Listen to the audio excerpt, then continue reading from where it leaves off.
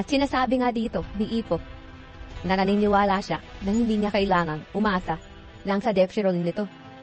At pinapatunayan nga ito ngayon ni Ipo. At sinasabi nga na announcer dito, tuloy-tuloy lang ang mga mahinahon na mga suntok ng champion sa challenger. Makikita nga natin na maliit lang ang mga pagsuntok niya. Pero makikita pa rin dito ang mabibigat at malalakas na suntok. Hindi na makatakas pa ang challenger. At niyuyupi na siya dito sa corner ng ating champion. Ibang klase ang lakas. Wag mo na siyang patakasin pa, Bakunochi. Hawak mo na siya ngayon, sigaw ng mga manonood. Patuloy pa rin sumisigaw sila Coach Kinosita. Umalis ka dyan, Karasawa. Hindi ka makakalaban sa kanya dyan sa corner. Habang si Karasawa ay hindi pa rin nakakaalis. Bawat suntok niya ay ang bibigat ni hindi man lang ako makagalaw. Sabi nga ni Karasawa na habang tinitiis ang mabibigat na kaliwang suntok ni Ipo. Sige Ipo, kaya mo yan. Dito na ang tsansa mo. Sigaw nila Kimura at si Tagaki. At si Ipo, walang balak tigilan si Karasawa. At kita nga natin dito sa pagsuntok niya, napapaangat na ang guard ni Karasawa. At si Ipo, iniisip pala niya na yung tiyan ni Karasawa ay yung malaking kahoy. Na yun yung hinahataw nga niya gamit ang maso noong nagsasanay siya bago pa ang laban nilang dalawa. At eto na si Ipo. Susuntok ulit si Ipo ng kaliwa niya dahil nakataas na ang guard ni Karasawa. Nakita nga natin dito na sapul si Karasawa sa sikmura nito. At halos mapaangat ulit si Karasawa sa ring sa laas ng kaliwa ni Ipo. Wasak na naman ang tiyan ni Karasawa na napasito ng malakas si Karasawa. At ang mga tao ay walang masabi sa lakas ng suntok ni Ipo. At nagsalita ang announcer, nanihina na ang challenger. Isang kagiladilalas na suntok sa sikmura, sabi nga ng announcer dito. At si Karasawa ay nakayuko na lang, pero hindi pa ito na knockdown. Grabe naman ang tibay nitong si Karasawa. At si Karasawa, ang lakas.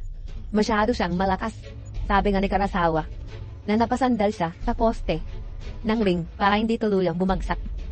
Pero eto, mukhang babagsak na si Karasawa, pababa ng katawan niya.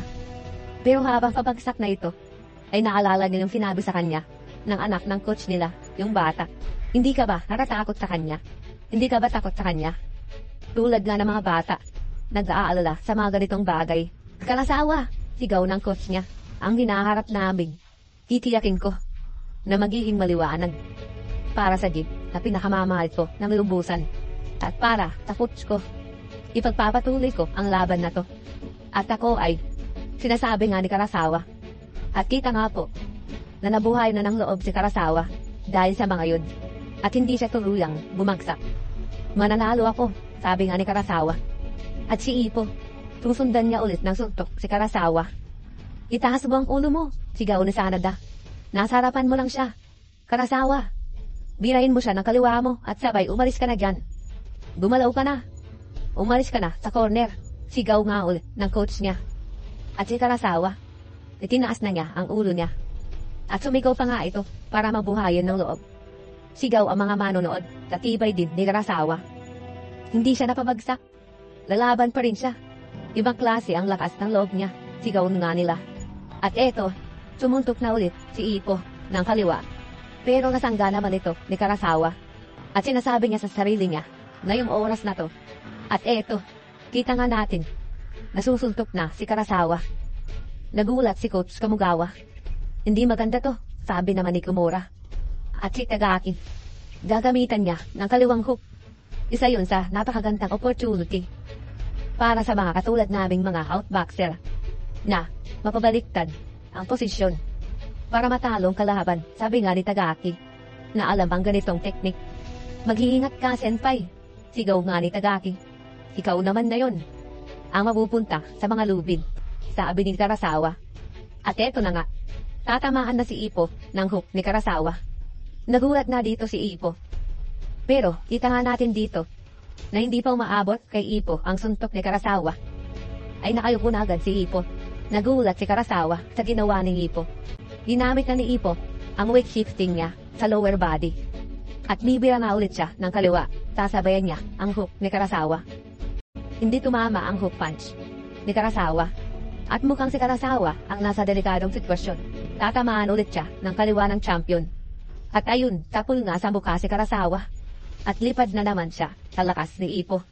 Dahil sinabayan niya pananghakbang ang pagsuntok niya para lalo ngang lumakas.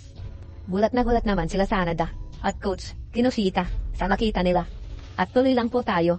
At tuluyan niyang napalipad ni Ippo si Karasawa sa ginawa ding counter ni Ippo na kaliwa. At napatingin nga si Ippo kay Karasawa. Pero nagulat ito sa nakita niya. Hindi ito makapaniwala. Dahil si Karasawa ay napunta sa net ng ring. At hindi nga lang yun. Halos buong katawan na ni Karasawa ang sinalo ng net. Halos matilapon na nga siya sa labas ng ring. At kita nga natin nagulat ang mga manonood sa nangyari kay Karasawa. At dahil dun, malakas ang pagbalik niya sa loob ng ring. Dahil nabinak ng gusto ang net. Ako, sabi nga ni Karasawa habang pabalik sa loob ng ring. Halos lahat ay nagulat sa nakikita nilang nangyayari. Pero si Karasawa ay umawak ito sa isang net ng ring. At eto na nga, nakahawak na siya sa net.